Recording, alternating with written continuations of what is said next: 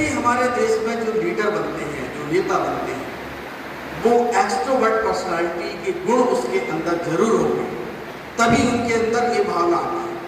अब हमारे कैंप के बीच में देखते हैं कि इंट्रोवर्ट कौन है, एक्सट्रोवर्ट कौन है। इसको डिफाइन करता हूं कि जो व्यक्ति स्वेच्छा से अपनी जिम्मेदारी लेकर और आगे बढ़ता है।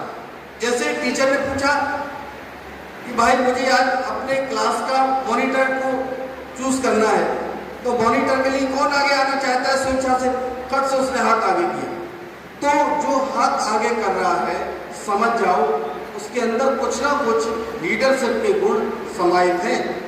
और जो चुपचाप बैठा है कि मुझे कोई मतलब नहीं है, मैं तो शांति से बैठा हूं, क्यों मैं टेंशन लूं, जिम्मेदारी से बच रहा है, वो इंट्रोवर्ट पर्सनालिटी का है।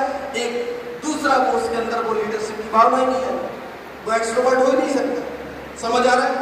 तो आपको जो जो दायित्व मिल रहे हैं यहाँ पर और उन दायित्वों को आप निभा रहे हैं, वो सारी चीजें आप समझ रहे हैं और आगे चल के अपनी रिस्पॉन्सिबिलिटी को आप पूरी तरह से फॉलो कर रहे हैं। तो निश्चित एक्सट्रोवर्ट पर्सनालिटी के आपके अंदर लीडर की भावना है। समझ में आ गया एक्सट्रोवर्ट क्या है? एक और व्यक्तित्व होता है, इंट्रोवर्ट हो गया, एक्सट्रोवर्ट हो गया, अब होता है एम्बीवर्ट। एम्बीवर्ट का मतलब होता है जिसे बोलते हैं हम उभयमुखी।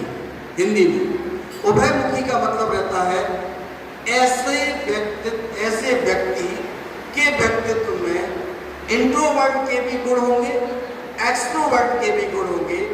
दोनों का समामेलन जिस व्यक्तित्व के अंदर दिखाई दे रहा है वो एम्बीवर्ट व्यक्तित्व की पर्सनालिटी का व्यक्ति है। समझ में आ रहा है? एम्बीवर्ट। अब जैसे अधिकतर हमारे समाज में या सोसाइटी में एम्बीवर्ट पर्सनालिटी के व्यक्ति ज्यादा देखने को मिलेंगे। उदाहरण के तौर पर जैसे आप जो बैठे हैं इसमें मैक्सिमम लोग एम्बीवर्ट यानी कि उभयमुखी व्यक्तित्व के मिलेंगे, जो एकांत में रहना भी पसंद करते हैं, जो लोगों के साथ मिलना भी पसंद करते हैं, जो पढ़ना भी बहुत पसंद करते हैं, जो सामाजिक इशू को उठाना भी पसंद करते हैं। तो वो सारी जो पर्सनालिटी है ये आपकी एम्बीवर्ट कैटेगरी में आ जाती है। क्लियर? अब यदि कितने भी हिंदुस्तान में और वर्ल्ड के कितने भी राइटर क्यों ना हो, व्यक्तित्व के निर्माण के लिए इन तीन कैटेगरी से चौथी कैटेगरी बनी ही नहीं है, लेकिन कहने का नजरिया अलग अलग है। ये मैंने बताया किसके साथ? फ्रॉवेल के अनुसार बताया। अब मैं बात कर रहा हूं कि भारतीय दृष्टिकोण के हिसाब से व्यक्तित्व कितने प्रकार का होता है। तो भारतीय दृष्टिकोण के हिसाब से व्यक्तित्व भी तीन प्रकार का होता है। एक होता है सतोगुणी व्यक्तित्व। कौन सा? सतोगुणी। एक होता है रजोगुणी व्यक्तित्व और एक होता है तमोगुणी व्यक्तित्व। चीज वही है, फ्रॉवेल ने जो बताया है कंटेंट वही है, लेकिन हमारे जो हिंदुस्तान में जो हमारे जो वेद शास्त्र कहते हैं कि तीन प्रकार के व्यक्तित्व देखने को मिलता है, एक सतोगुणी, एक रजोगुणी, एक तमोगुणी। समझ में आया? अब सतोगुणी क्या है?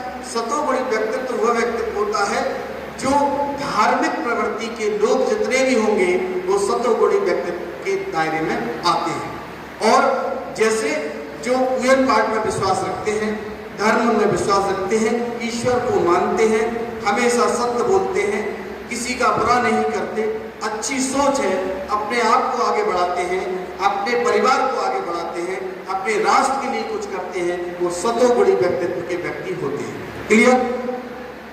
रजोगुणी व्यक्तित्व वो व्यक्तित्व होता है जो वीरता से भरा हुआ होता है। जैसे आप देखते होंगे कुछ लोग एक अलग ही जोश होता है उसमें, ऐसा लगता है कि यार ये बहुत एनर्जेटिक है, यानी कि जो हमारे देश के लिए मर मिटने को तैयार है, राष्ट्र की सेवा के लिए हमेशा तैयार रहता है। कभी भी आपदा डिजास्टर का समय आए तो सबसे पहले उसको आगे किया जाता है, खुद रिस्पॉन्सिबिलिटी लेता है, लोगों की जिम्मेदारी को वो समझता है। तो ऐसे व्यक्ति जो होंगे वो रजोगुणी व्यक्तित्व के व्यक्ति होंगे। रजोगुणी की एक पहचान ये भी है कि वो बहुत अच्छा खाना, हाई लेवल का खाना खाना पसंद करता है, मतलब उसमें सारी चीजें होना चाहिए उसमें। जैसे राजसी जो भोग रहता है उसको वो सबसे ज्यादा पसंद करता है, तो वो रजोगुणी व्यक्तित्व का का व्यक्ति कहलाएगा।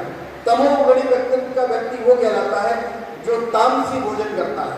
तामसी से मतलब जो लहसुन प्याज खाते हैं, मांस मदिरा का सेवन करते हैं, जो लड़ाई झगड़ा ज़्यादा करते हैं, जो बहुत ज़्यादा क्राइम में जिनका माइंड चलता है और होता है, आप देखने को मिलता है आपको सोसाइटी में, तो वो व्यक्ति जो रहता है वो आपका तमोगुणी व्यक्तित्व का व्यक्ति कहलाता है। ठीक, अब एक और इसमें वैरायटी आती है। मैंने आपको प्रॉबेल के अनुसार बताया, भारतीय दृष्टिकोण के हिसाब से बताया। अब तीसरा होता है शारीरिक संरचना के आधार पर व्यक्तित्व के प्रकार। शारीरिक संरचना के आधार पर भी व्यक्ति के व्यक्तित्व का प्रकार हम लगा सकते हैं। जैसे हमने कहा, जो व्यक्ति एक होता है एथलेटिक पर्सनालिटी, एक होता है पिकनिक पर्सनालिटी और एक होता है अस्थेनिक पर्सनालिटी।